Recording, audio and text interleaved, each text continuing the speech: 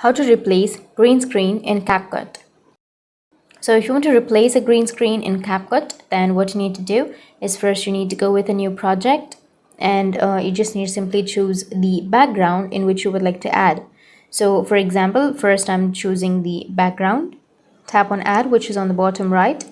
Once you've added the background, now you can simply adjust it. I'll just adjust the aspect ratio.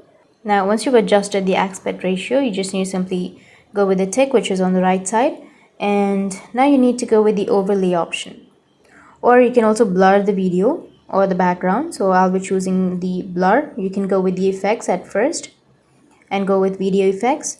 Under video effects, you can go with the blur option, tap on blur, and then you can adjust the blur.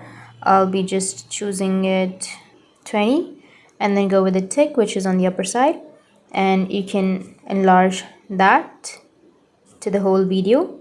And after that, you can go with overlay option, tap on add overlay, and then add the green screen. So choose the green screen and then tap on add, which is on the bottom right, and again enlarge the green screen video.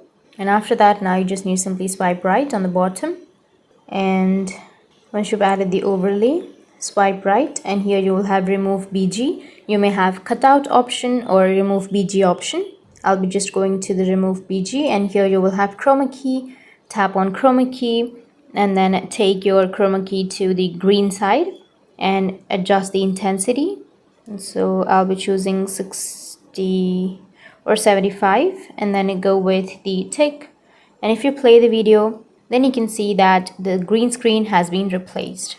So that's how you can replace the green screen in CapCut. And if you have any questions, feel free to comment below. Thanks for watching.